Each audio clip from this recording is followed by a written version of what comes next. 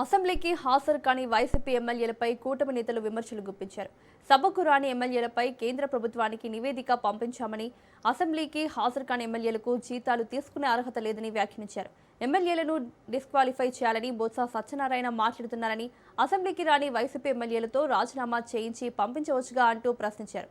మరోవైపు ప్రతిపక్ష హోదాపైన వైసీపీ కూటమి మధ్య మాటల యుద్ధం కొనసాగుతోంది. ప్రతిపక్ష హోదాకు అవసరమైన సంఖ్యాబలం ఉండాలని, ఆ సంఖ్య లేకపోతే స్పీకర్ ప్రతిపక్ష హోదా ఇచ్చే అవకాశం లేదని వ్యాఖ్యానించారు. అసెంబ్లీలో చర్చించాల్సిన అంశాలపై జగన్ బయట ప్రెస్ మీట్లో పెట్టడం ఎందుకని, అదే విషయాలను శాసనసభకు వచ్చి మాట్లాడవచ్చుగా అంటూ విమర్శించారు.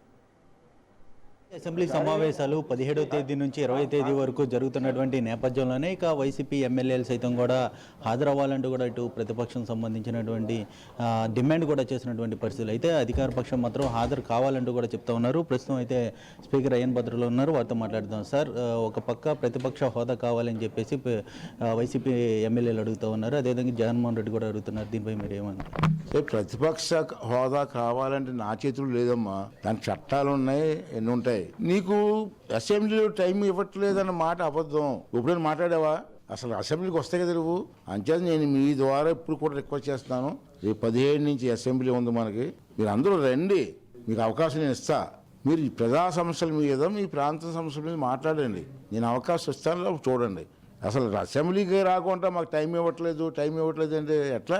న్యాయం అది. అంటే అందరినీ ఇప్పుడు కూడా చెప్తున్నాను, జగన్మోహన్ రెడ్డి గారిని, వారి సభ్యులందరినీ కూడా కోరుకుంటున్నాను, అసెంబ్లీకి రెండే వచ్చి ప్రజాస్వామ్యం మాట్లాడండి. That is your duty. అంటే అసెంబ్లీకి హాజరు కాకపోతే డిస్క్వాలిఫై చేస్తామన్నటువంటి వ్యాఖ్యలపై కూడా బొత్స సత్యనారాయణ స్పందించడం జరుగుతుంది. ఆయనకి అవకాశం ఉంటే చేయమని చెప్పండి అంటూ కూడా ఆయన చెప్తా ఉన్నారంటే దీన్ని బొత్స సత్యబాబు బాగా తెలివైనడు, అది ఉత్తరాంధ్ర కూడా మాకు తెలివితేటలు ఎక్కువ ఉంటాయి. అది ఏమంటానంటే అవకాశం ఉంటే చేయండి కాదు, అది చెయ్యాలంటే పార్లమెంట్లో నిర్ణయం తీసుకోవాలా. నేను చెయ్యమనే చెప్తాను, ఆల్రెడీ రికమెండ్ చేసి పంపించాను. అసెంబ్లీకి రానప్పుడు అతనికి శాలరీ ఎందుకు ఇవ్వాలా, అతను ఎందుకు 6 నెలలు కంటిన్యూగా రాకపోతే డిస్క్వాలిఫై చేయకూడదు అని చెప్పి నేను రాసి పంపించాను. దాని మీద కేంద్ర ప్రభుత్వం నిర్ణయం తీసుకోవాలా, అది దేశం అంతా అమలు చేయాలా, ఒక ఆంధ్రప్రదేశ్ కాదు, దేశంలో ఎన్ని అసెంబ్లీలు ఉన్నాయి అన్ని అసెంబ్లీలు కూడా దాన్ని అమలు చేయాలి. అప్పుడు కంట్రోల్ అవుద్ది. అయితే ఏదో హనీమూన్కి వెళ్ళినట్టు వెళ్ళి రావడం కాదు అసెంబ్లీకి. అంటే శాసనసభలో ఏమన్నా జరిగితే మాత్రం తప్పకుండా నేను ఇక్కడుండి ప్రెస్ మీట్లు పెడతాను, దానికి సంబంధించి ప్రజాక్షేత్రంలో తెలియజేస్తానంటూ కూడా ఇటు జగన్మోహన్ రెడ్డి వ్యాఖ్యలు చేస్తారు. అసెంబ్లీ చేస్తారు ప్రెస్ మీట్, బయట రోడ్డు మీద చేసుకోమని ఉద్యమం ఉన్నారు, ఆడబడి ప్లాన్ చేసుకోమని ఉద్యమం లేదా? అది అసెంబ్లీ ప్రెస్ మీట్ పెడితే నేను ఎందుకు ఒప్పుకుంటాను? అసెంబ్లీ ప్రెస్ మీట్ వాళ్ళే కాదు, ఎవరు పెట్టినా ఒప్పుకోండి, ఏ పార్టీ కూడా వాళ్ళ కలిసి వాళ్ళ ఆఫీసులో చేసుకోమని ఇంట్లో చేసుకోండి, తప్పులేదు. అది అదే ప్రజాస్వామ్యంలో ఎక్కడైనా మాట్లాడచ్చు వాళ్ళు. అయితే మండలిలో బలం ఎక్కువ ఉంది కాబట్టి అక్కడ మెగా డిఎస్సికి సంబంధించినటువంటి అంశాలు కావచ్చు, అనేక అంశాలపై కూడా అక్కడే మన బలాన్ని చాటి చెప్పాలంటూ కూడా జగన్మోహన్ రెడ్డి వాళ్ళతో ఎమ్మెల్యేలకు కావచ్చు, ఎమ్మెల్సీలకు కావచ్చు పిలుపునిస్తున్నాం.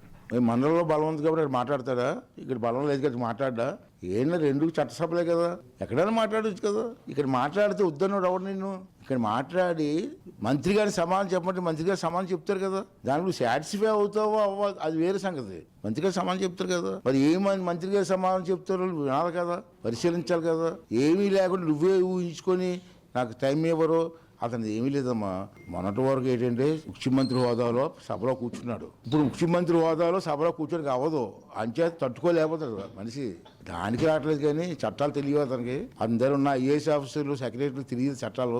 రమ్మనండి, ఇప్పుడు వెల్కమ్ చేస్తాను, మీ ద్వారా వెల్కమ్ చేస్తాను. రేపు రా, వచ్చిన సమస్యలు మాట్లాడు, నీకు ఎంత టైం ఇవ్వాలో అంత టైం ఇస్తాను, నీకు ఎంత టైం ఇవ్వాలో అంతే ఇస్తాను. నాకు చంద్రబాబు నాయుడు అరగంట టైం ఇవ్వండి, 10 నిమిషాల టైం ఇవ్వండి, అవ్వదు, చేయలేము. Thank you. ఇది ఏదైతే చట్టాలు అనేది కూడా జగన్మోహన్ రెడ్డికి తెలుసు, అదేవిధంగా చట్టాల గురించి కావచ్చు, అదేవిధంగా అనేక అంశాలపై కూడా తనకు అవగాహన ఉన్నప్పటికీ కూడా ఏదైతే సభకి రావాలి, అదేవిధంగా సభకు వచ్చి తనకి కేటాయించినటువంటి సమయం ఏదైతే ఉందో దానికి సంబంధించి కేటాయిస్తామంటూ కూడా స్పీకర్ అయ్యన్ భద్రులు కూడా తెలియజేస్తూ ఉన్నారు. ఏదేమైనప్పటికీ అసెంబ్లీ సమావేశాలు అనేది కూడా వాడి వేడిగా జరగనున్నట్టు కూడా తెలుస్తుంది. మరోవైపు మండలిలో బలం ఉంటే మాత్రం అక్కడికే వస్తారు, సభలో అయితే రాలేరు అంటూ కూడా ఇటు స్పీకర్ అయ్యన్ భద్రుడు అయితే కనుక మండిపడుతున్నటువంటి పరిస్థితులు కూడా కనపడతా ఉన్నాయి. వీడియో జర్నలిస్ట్ సాయితో సంతోష్, రాజ్ న్యూస్, అసెంబ్లీ నుంచి.